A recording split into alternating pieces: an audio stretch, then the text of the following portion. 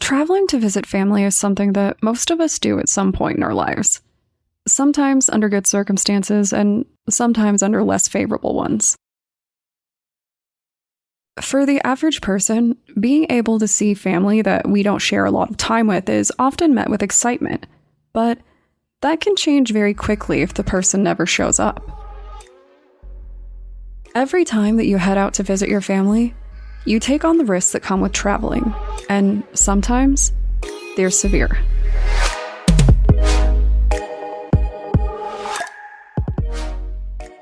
My name is Brienne, and I'm the host and creator of Among the Dirt and Trees, a show where we explore true crime cases that occur out in nature.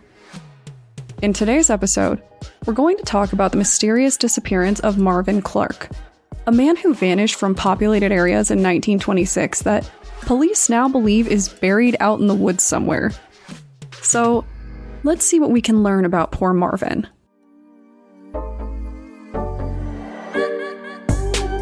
This episode is one that stuck out to me because I'm actually traveling to see family myself this week. And while I don't have any intentions of going missing, I am traveling through DIA, and we all know how the rumors around that place are, so who knows what's going to happen. The reason that I'm sharing this is because, for the first time, I am actually recording my episodes fairly well in advance. I like to record in real time when I can because it makes it easier to share updates, but for the next couple of weeks, all updates will be on social media alone. I don't personally plan to have any updates, but in case something absolutely wild happens that I don't speak to in the next episode, that's why. Marvin Clark was 73 years old when he made a decision to go visit his daughter in Portland, Oregon. He was last seen on October 30th, 1926, and his case is actually considered the oldest missing persons case in the United States. Seriously, the person who solves this one someday will probably get their name on a building or something, so if you're looking for a challenge and want to explore the woods, go for it. Parents with kids living in other areas will often find themselves traveling for the holidays, and Marvin was doing exactly that. He had plans to visit his daughter, Sydney McDougal, for Halloween. I don't know if you have ever traveled during Halloween, but it's kind of a very weird experience. There is a distinctly spooky energy everywhere, and that looks different in different places. A few years back, I spent Halloween in New Orleans, and I'm fairly certain that the city was wearing a mask of its own. Also, it was pretty amazing. They had a huge festival, people were filling the streets, very cool stuff. But in this case, Portland was the destination. Something that really surprised me about Marvin's disappearance was how many people were talking about it like it was some grand journey. I really thought that he traveled states to see his daughter. But when I actually looked at his travels, it became clear that he wasn't traveling far at all. His daughter lived in another city, but this wasn't some grand adventure. It was comparable to the journey that a lot of people make when visiting their family locally. But from what I can tell, he was really excited to see his daughter and didn't mind making this very short trip. Since this was the case, you can imagine the shock that the family experienced when Marvin never arrived by stagecoach like he was supposed to. Immediately, his family started looking for him. Marvin's disappearance was a particular point of concern because he had certain medical conditions that kind of put him at an elevated risk. Most notably, he had a limp. Traveling at the time, this definitely could have placed a target on Marvin's back to criminals, which is what his family were afraid happened. When police began their investigation, they received several sightings of Marvin. He was last seen by a handful of witnesses traveling to Portland, and speculation thinks that he might have actually made it there at some point. Most disturbingly, Marvin's wife received a very confusing postcard that was supposed to be from him. I couldn't find anything confirming whether it was him or not, but it seems like his family found it fairly suspicious, which seems fair. By all accounts, Marvin was an exceptional and highly intelligent man.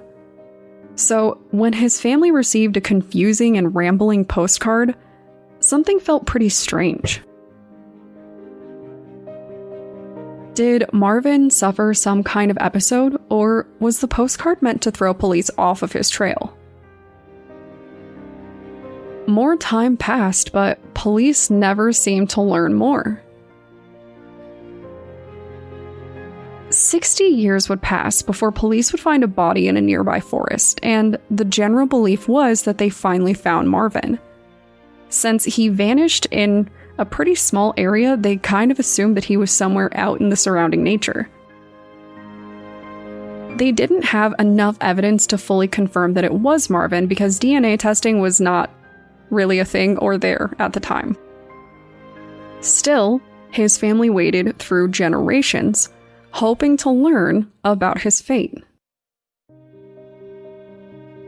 An autopsy would reveal that the man in the forest likely died from a self-inflicted gunshot wound, but the ages had not been kind. It wouldn't be until 2018 that we would successfully confirm that it wasn't Marvin at all. To this day, he is still an active missing persons case, and his family continues to hope that something will show up. Something interesting about this case is that it shows two very concerning sides of the same story. On one hand, we have a beloved father who went missing without a trace, who was, by all accounts, a smart and capable man. He vanished into thin air, leaving a grieving family behind. And that's all we know. On the other hand, we have this John Doe situation. To this day, police have been unable to confirm who that body belongs to. We know that it wasn't Marvin, but we don't know anything past that. This always kind of freaks me out and interests me at the same time. You can be a missing person and have your story run in newspapers, but you can also be an unidentified body when you go missing. For all we know, Marvin has already been found and is being considered a John Doe somewhere else. It's interesting to consider the reality that even if you are found, you might not be identified. And that can be a really big pill to swallow. In this case, Marvin was only traveling a handful of miles. It was 10 miles to visit family when he disappeared without a trace. That isn't a really long distance, especially not now, but what makes it more confusing is that this isn't the only story. Entire variations of Marvin's story exist, with some saying that he actually vanished while heading to a doctor's appointment, or that he decided to leave town on his own. Obviously, I have no idea what happened to Marvin, but it's certainly something to consider how close he was to home when he vanished. So, what do you think happened to Marvin?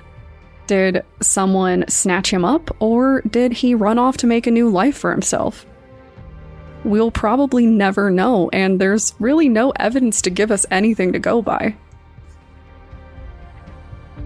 So, if you want to talk about traveling by stagecoach, the beauty of natural spaces in Oregon, or celebrating Halloween in places around the world, feel free to contact me on Twitter or Instagram using the tag @DetPod. Thanks, guys.